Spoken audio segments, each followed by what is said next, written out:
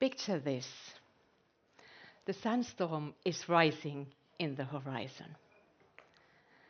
The pack of bisons, those big buffalo animals, know exactly what to do. They don't run away. They start heading towards the storm. It's really unpleasant. Soon the sand hits their faces, but they just keep going. They continue.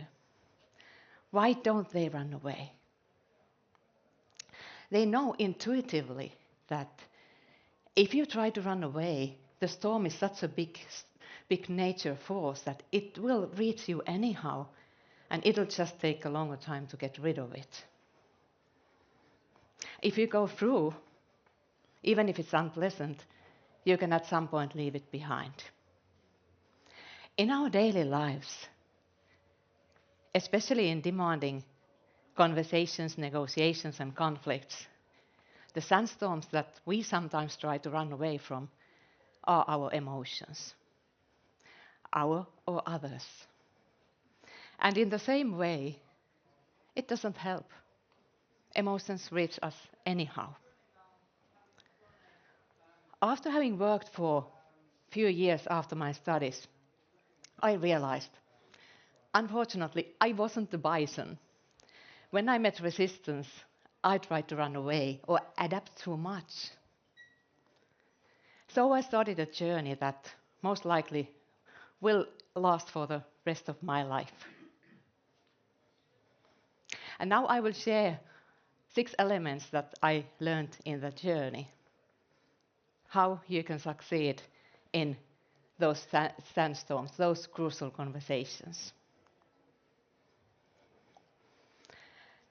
So, how to be a bison? When you prepare, answer 2 questions. Columbia University has a place called Difficult Conversations Lab. There, before a demanding discussion, research participants were asked to read a text. Some were asked to read a text that polarized the topic. Some were asked to read a text that shed light on the topic from various points of view. Those who read the polarizing article, they asked less questions, which as a single thing can have a lot of impact on the end result. Those who read the text that shed light from various points of view asked more questions, had more positive feelings, and were more satisfied after the discussion. So don't be like this cat and dog in Dave Coverley's brilliant comic. Instead, make sure you answer these 2 questions before you go to a crucial conversation. First, have I looked at the theme from as many perspectives as possible? Not just prepared arguments from my point of view.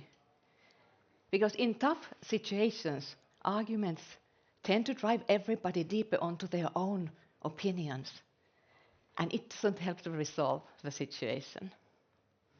Second, when I will be in that conversation, if I don't know what to do, what do I do? So what alternatives do I have? If you think of, let's say, 3 alternatives before, you might not end up using any of them, but you will come up with the 4th one because you have opened your mind to alternatives. Second, before opening your mouth, remember there might be a hidden dog. Here you see one of my teachers, my 8.5-year-old German Shepherd, Psycho. The name is psycho in Finnish language. And she was with me once when I drove to a parking garage. I looked for a quiet place, opened the windows, left her there for 5 to 10 minutes, and when I came back, I sat in the driver's seat and said to the dog, "Oh, you've been waiting here really nicely, and soon we'll be getting home and so on." You know, a man walks by at that moment, and looks at me like I was an alien, honestly. He was really, really puzzled. It took me a while to understand what had happened from his perspective. The dog was lying calmly in the trunk and didn't even get up when I came. So the man saw a woman approaching her car and saying to the car that, hey, you've been really nicely waiting here and soon we'll be heading home and so on. So no wonder he was a bit puzzled. So my question is, what is most typical dog in the car or hidden dog in conversations, aka something we should see and understand, but we just don't?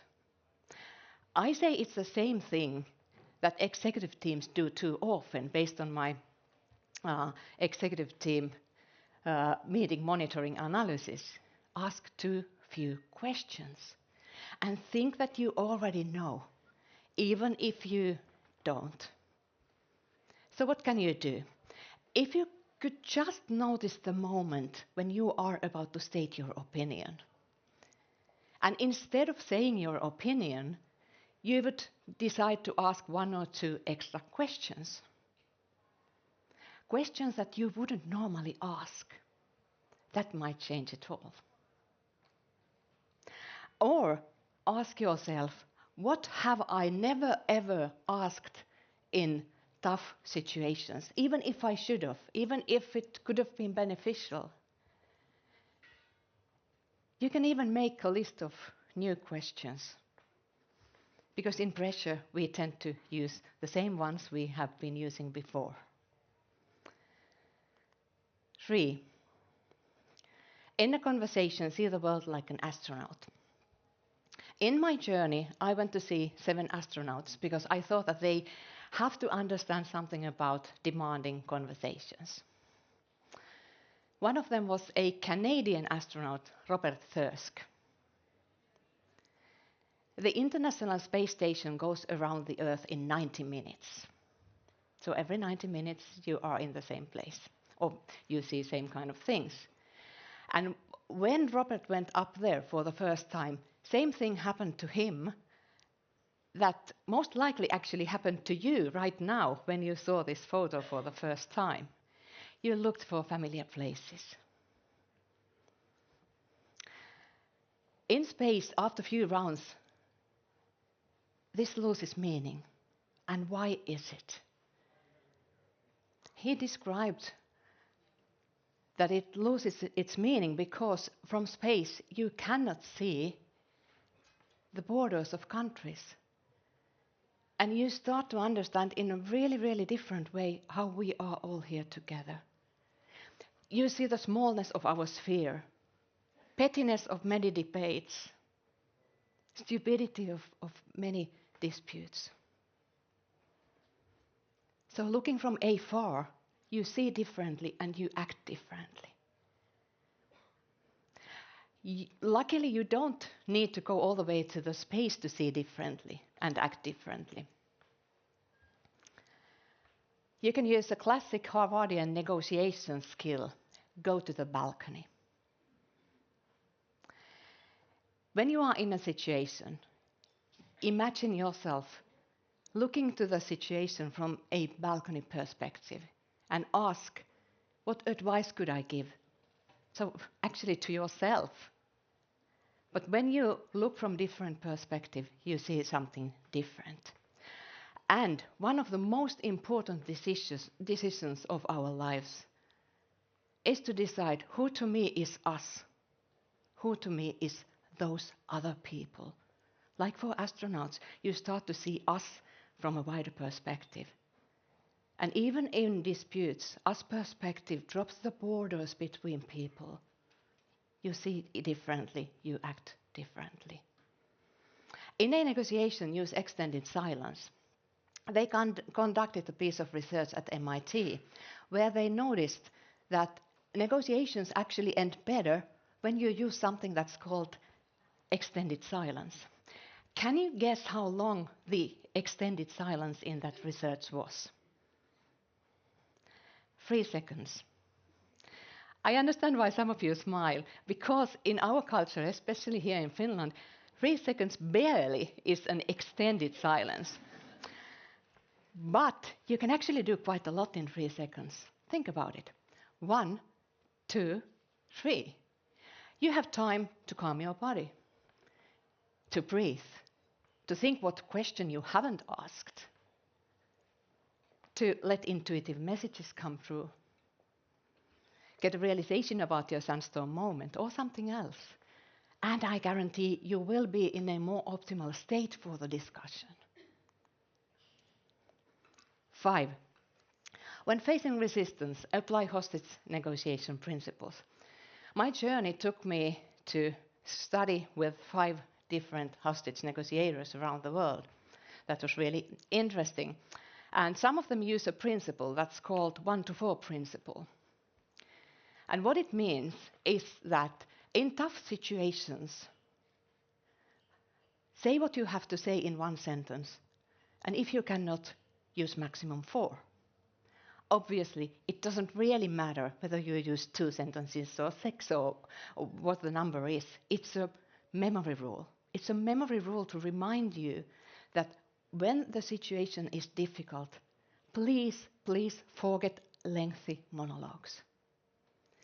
Think about it. If you are unhappy about something and you come to me and you complain about something, how nice is it if I use a lengthy monologue which purpose actually is to show you that my opinion is right and yours is wrong? We all know it doesn't work, and we've all been there. Instead, you can use a combination of 2 things. This is from hostage negotiation principles, but it's also backed by research. If you combine 2 things simultaneously, most demanding conversations, negotiations, and conflicts go well. And they are directness and compassion. If you are only direct, you won't be heard necessarily. If you are only compassionate, your message might not be clear. And compassion doesn't actually mean that you have to change your opinion at all. But the combination works pretty well. It's also a good self-reflection point. When do I lose one of those, and which one goes away first? 6. Remember the most important lesson from the Crisis Center.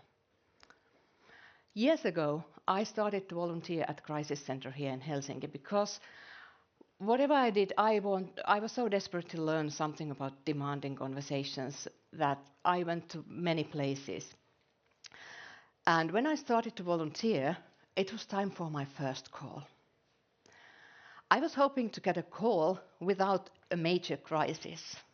But as I answer the phone, I find out that the person calling is considering committing suicide. It's a very typical call there. Unfortunately, typical, and many times every day. What is good that if there is somebody to answer. We talk, and at some point the call is actually interrupted. Frustrated and a bit scared, I rushed to the hallway. I was really scared that what had I done. Still today I don't know why the call was interrupted. I meet an experienced crisis worker who gets me to understand that, of course, absolutely I couldn't be sure, but most likely the life was saved. At least there's a big chance for that. And why is it? Because of the 15-minute rule that I learned there. If you talk with somebody for 15 minutes or more in the moment of despair, that most likely helps the person out from the bubble of seeing only one option or of seeing no options at all. So listening and asking questions can be really powerful. Sometimes one question can save a life, a career, a moment. So, of course, obviously there are more than these 6 elements. And even these you could look from various points of view. There's a big toolbox and so on. But most important is to remember that every demanding, unpleasant, difficult conversation, any negotiation or conflict is an invitation to act. And it's an invitation to take a role as a detective. You will get hints, and some of them take you to a false direction. But bit by bit, you develop more and more situational smartness, like the bisons. Why should you care? First, the value of any organization is created when you have demanding discussions, you make decisions in those demanding discussions. That's where the value of an organization is created. And unnecessary disputes take a lot of time and cause unnecessary human suffering. Imagine a world where everybody would stop to think of these issues every now and then. And it's so tempting to think that everything would be just fine if those other people, but it's not as simple as that. We all are responsible. When one person changes something in a situation, the whole dynamics of the situation change. And why the time is right now? Look how some politicians talk. Look what happens at schools, at workplaces. Bullying invites bullying. Respect invites respect. And courage calls for courage. You do know why the time is now. You do. Dear all, please join me in building better discussion culture, because that's the way how we build better future. It's time to disagree better. It will change the world. Thank you so much.